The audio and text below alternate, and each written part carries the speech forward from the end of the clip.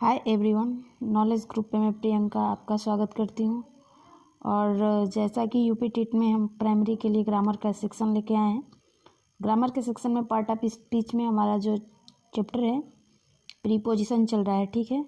तो अगर आपको प्रीपोजिशन से रिलेटेड वीडियो चाहिए तो नॉलेज ग्रुप प्रियंका के नाम से हमारा चैनल चलता है, उसमें प्लेलिस्ट पड़ी हुई है प्राइमरी स्कूल के नाम से। आप वहाँ पे जाके ईजी वे में देख सकते हैं। तो सबसे पहले आप लोग बताइए कि आप लोग कैसे हैं और आपकी स्टडी कैसी चल रही है। आई होप कि आप लोग बहुत अच्छे होंगे और आपकी स्टडी भी कंटिन्यू चल रही है, ठीक है। तो आज जो हम बात करेंगे प्रीपोजिशन में, तो इससे प्रीपोजिशन में हम इससे पहले जो बात किए थे वर्ड था टू।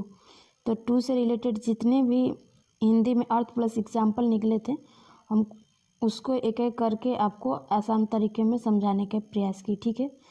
तो आई होप कि आपको बेहतरीन तरीके से समझ में आ चुका होगा, ठीक है। आज जो हम बात करेंगे प्रीपोजिशन में, हमारा जो आज का वर्ड है तो टुवर्ड्स है। टुवर्ड्स का मतलब होता है के निकट या लगभग, ठीक है। तो इस अर्थ में टुवर्ड्स प्लस टाइम क्वालिफाई करता है, ठीक है। क्या करता है? टुवर्ड्स जो वर्ड है वो टाइम को क्वालिफाई करता है। जैसे it is now towards night, रात अभी लगभग है, ठीक है। दूसरा बात करें टुवर्ड्स का अर्थ हिंदी में क्या निकलता है। टुवर्ड्स का हिंदी में अर्थ निकलता है प्रीपोजिशन में के प्रति, ठीक है। अब हम बात कर लें कि इसका यूज कहाँ पे और किस सिचुएशन में होता है। तो इस अर्थ में लिविंग थिंग्स वर्ड्स क्वालिफाई करता है। क्या करता है? ये लिविंग थिंग्स वर्ड को क्वालिफाई करता है। जैसे example, you should be kind towards the poor, ठीक। तुम गरीबों के प्रति दयालु हो, ठीक है। अगला बात कर ले टुवर्ड्स वर्ड जो है, इसका अर्थ क्या निकलता है। तो इसका अर्थ जो निकलता है की ओर निकलता है, ठीक है। तो देख लेते हैं कि इसका प्रयोग प्रीपोजिशन में किस कंडीशन में किया जाता है, ठीक है।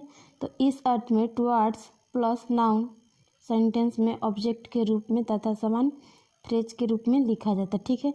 जैसे Shashi went towards the city, Shashi शहर की तरफ जाता था, ठीक है। आगे बात कर ले,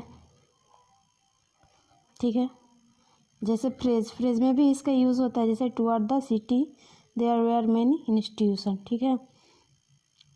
आगे बात कर लें कि विथ प्रीपोजिशन में के रूप में मल्टी यूज होता है, ठीक है। अब हम बात कर लेते हैं विथ वर्ड का जो है यूज प्रीपोजिशन में किस सेंस में किया जाता है, ठीक है। तो विथ का जो अर्थ निकलता है यहाँ पे के साथ या के साथ साथ या लेकर के अर्थ में करते हैं, ठीक है।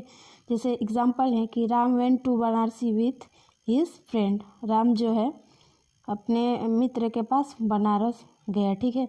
तो देख लीजिए यहाँ पर एक बार ऑब्जेक्ट जो है बनारस हो जा रहा है और दूसरा बार जो ऑब्जेक्ट हो रहा है उसका हिज फ्रेंड हो रहा है। तो और इसके बीच में क्या है? प्रीपोजिशन। तो दो बार यहाँ पे प्रीपोजिशन है। प्रीपोजिशन जो है ऑब्जेक्ट को क्वालिफाई कर रहा है, ठीक है।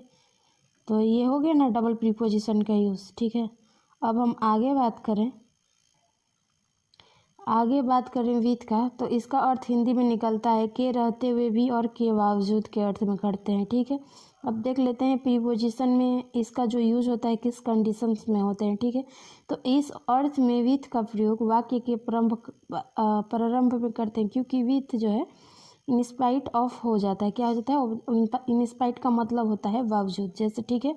एग्जाम्पल देख लो, जैसे in spite of all his wealth he is sad, ठीक है।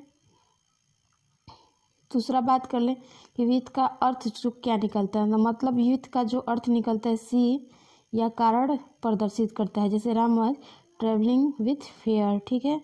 आगे बात कर ले विथ का अर्थ जो है किस अर्थ में निकलता है। तो तरीका का भाव प्रदर्शित करने के लिए ऑब्जेक्ट से पहले से के अर्थ में निकलता है। क्या निकलता है?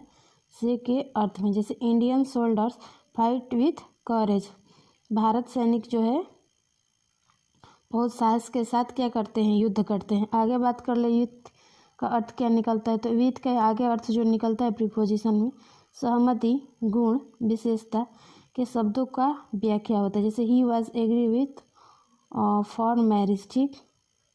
दूसरा एग्जाम्पल देख लीजिए, a boy with blue eyes was in the class. एक लड़का है जिसकी आँखें हमारे क्लास में है, उसकी आँखें कैसी हैं? नीली है। कैसी है? नीली। नोट है कि दोनों उदाहरण में प्रथम उदाहरण जो है सहमति का भाव और दूसरा में उदाहरण जो है गुण की व्याख्या करता है। ठीक है, अब आगे हम बात कर ले विथ का यूज प्रीपोजिशन में किस कंडीशंस में होता है।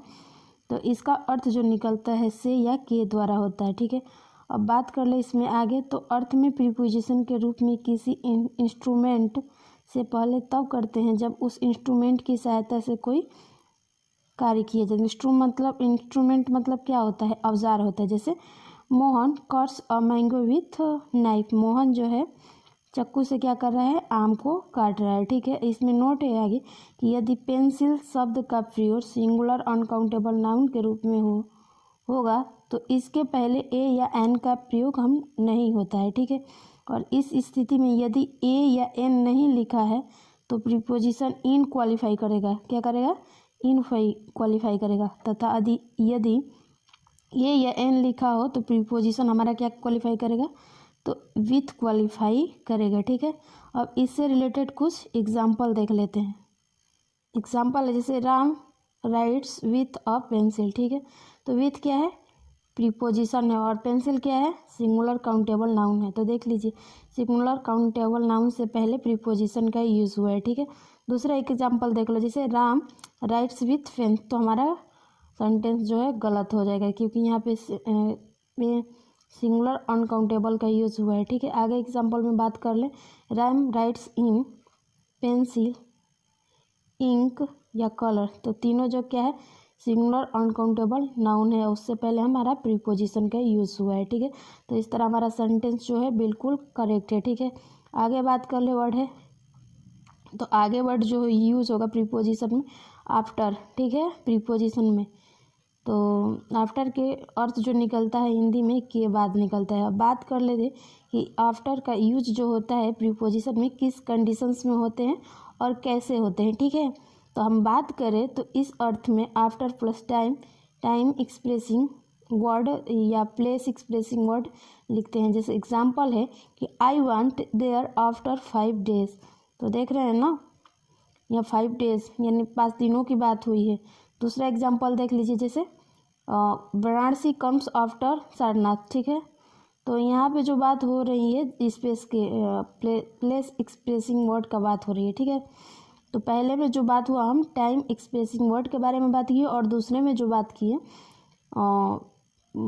प्लेस एक्सप्रेसिंग वर्ड के बारे में डिस्कशन किए। ठीक है, तो आई होप कि यहाँ तक आपको चीज़ें समझ में आ चुका होगा। आगे बात कर लें तो आगे जो है आफ्टर का अर्थ जो निकलता है के अनुसार निकलता है। ठीक है, इस अर्थ में किसी कार्य की शैली की व्याख्या किसी के शैली की तरह की जाती है। ठीक है, फॉर एग्जाम्पल जैसे this poem has been written after kids.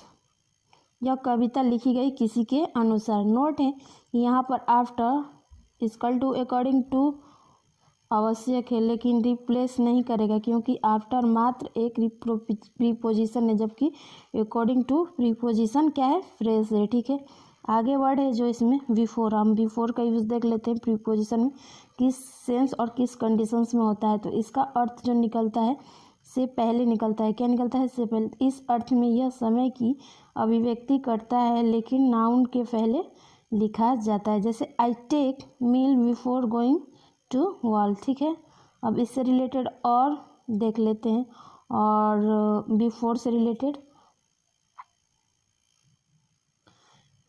अब बिफोर का अर्थ जो निकलता है के सामने। इस अर्थ में किसी सजीव की उपस्थिति की अवस्था में बिफोर का प्रयोग किया जाता है। जैसे the case was what before the jungle. ठीक है, अगला है बिफोर। तो इसका अर्थ जो निकलता है हिंदी में से पहले निकलता है। क्या निकलता है?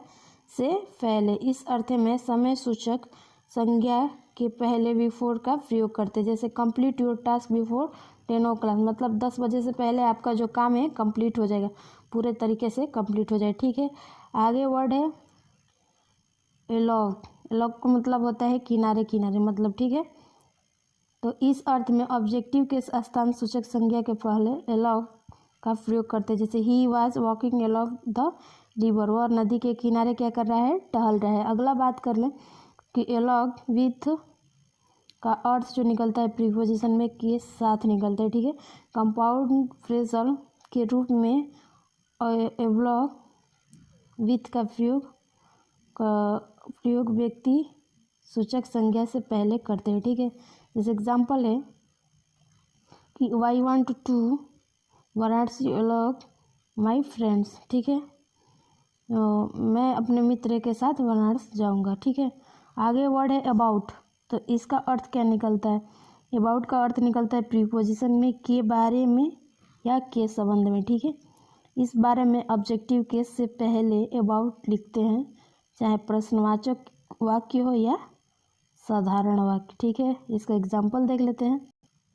फॉर एग्जाम्पल जैसे I have doubt about your honestly पर, तुम्हारी ईमानदारी पे मैं क्या करता हूँ? डाउट करता हूँ। लगभग मैं तुम्हारी ईमानदारी के बारे में डाउट करता हूँ। या फिर what you know about Nitish, क्या तुम नीतीश को जानते हो, ठीक है।